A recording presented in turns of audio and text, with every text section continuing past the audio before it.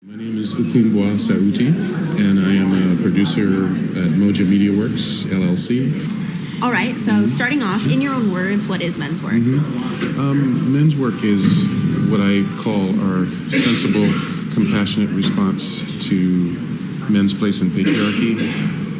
When we understand how men's privilege, how men's violence against women, how assault, harassment affect women in the LGBT community, when we understand what that is, and we should be understanding what that is if we're listening. Men's work is just what I call our response to that, our work to dismantle patriarchy, to change our behaviors, to become better men, to acknowledge the voices of women in the LGBT community that have actually been ringing out pretty long, and to do the work that is involved in engaging the systemic nature of patriarchy, and also understanding our personal kind of complicity in those systems. So what inspired you to start the series, like specifically the 5-part workshops, and why this time?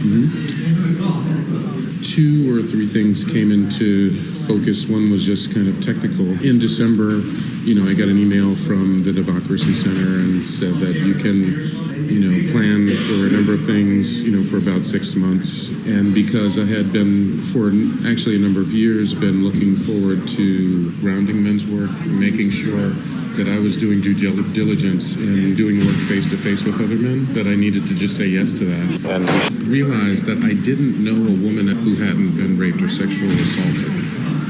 And even now, I can maybe point to under 10. That was a turning point for me. So I know that it's part of the World Ancestor Concert, Yes. And it was an initiative with that. Yeah. Tell me a little bit more about the World Ancestor Concert and how this fits into it. Yeah, that's a great question.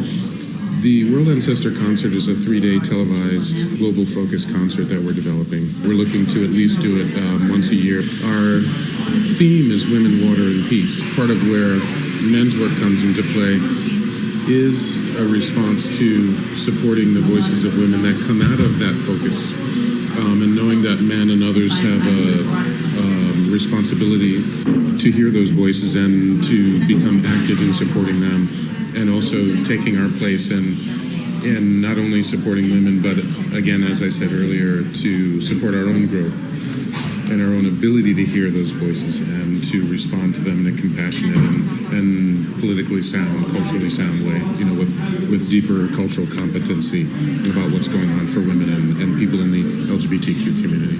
So the workshop series started in February, as mentioned. How has it been going so far? What's the general feedback from participants in the community? Immediately, the series gets a lot of support from women, of course. Well, maybe I shouldn't say of course, because it doesn't mean I'm doing it right or saying, the right things, or I don't want to claim perfection in that area. But women have responded much more than men have. Now, most of us could have bet money on that one, but it's been difficult to get larger support from men. It's because of the nature of male privilege. It's because men are not used to having a light shine upon us in the interest of us changing who we are and answering those voices of women in the LGBT community. So I think there's a lot of reticence, there's a lot of fear, there's a lot of male fragility around it. And I think because of male privilege, we can just choose not to say anything. We can choose not to respond. Now, that said, I have a number of men that are definitely interested, though I did have to cancel our first go-round in February because of lack of attendee commitment. I didn't hit my even low-end goal for what I wanted of at least 10 to 15 men. But we're going to go forward with that because I just think we need to. And that may be the way of building what we're doing and getting men to be more vocal, getting men to be more supportive of the process in general and our workshop series in particular. You were talking about you're not perfect when you create these workshops and you want to bring in some other voices. Yeah. As of now, what was the work that you did to create the content of these workshops? It's a really good question too. Thank you. Well, a lot of this comes out of not only social justice work that I've done before, political work that I've been involved in, whether it be, a little bit of work, Black Lives Matter or the Occupy movement some years back. this is supported by a lot of the reading I've been doing around culture, around politics, around indigenous culture and society, things like that.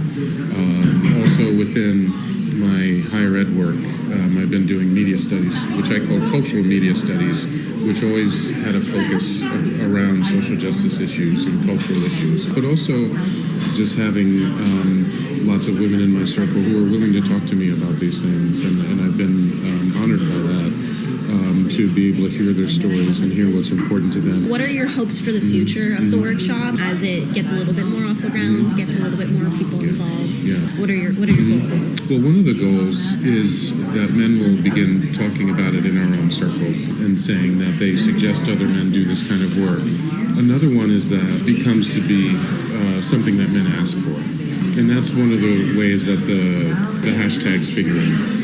And I often call them lonely, dusty hashtags because they're not getting used in a large way outside of myself. But if you were to click onto any of those hashtags, there would be any number of resources and articles and things like that that would come up from that. But I would like is for men to actually use those, and for people in general to use those hashtags, because I think we've connected to a body of work from all different kinds of resources that would be of use to men. Along with that, yeah, I would hope that there's a call enough for it that also that I can involve other men, other people involved in facilitating the workshops, and also spreading out to other parts, not just, locally.